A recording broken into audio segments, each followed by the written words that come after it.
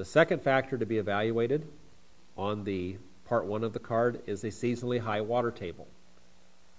Now, if we're utilizing this site for non-agricultural purposes, the presence of a seasonally high water table does prevent some fairly severe restrictions for utilization of this site.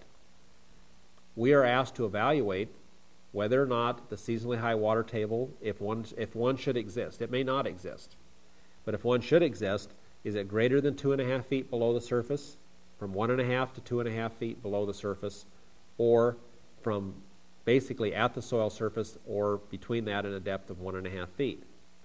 And as you might expect, the corresponding restrictiveness of that would be slight, moderate, and severe, respectively. Let's say that we're at this site and we see a seasonably high water table. How are we going to know that we have a seasonably high water table? Well, if it's in the spring of the year when the water tables are typically quite high, we're going to know by looking at that soil profile. What are you going to see on that soil profile? Well, what you're going to see is you're going to see an indication that the water table has come up.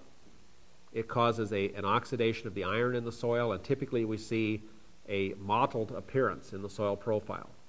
And this is due to the oxidation of iron because water has saturated that soil to that depth coming up from below for a period of time.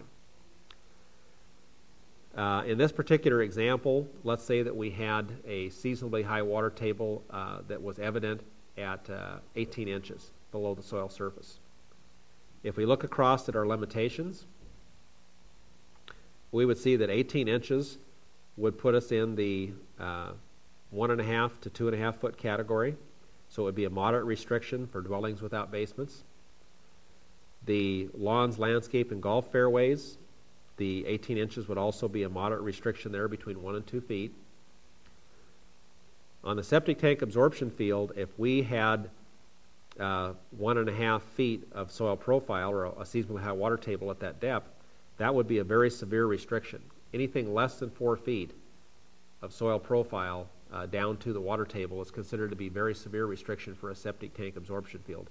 And I think you can see why. If you had saturated soil around that field, you're not going to get drainage through that or passage through that septic tank absorption field. The last category, local roads and streets, that would also be, that 18 inches to a seasonally high water table would also be a moderate restriction there.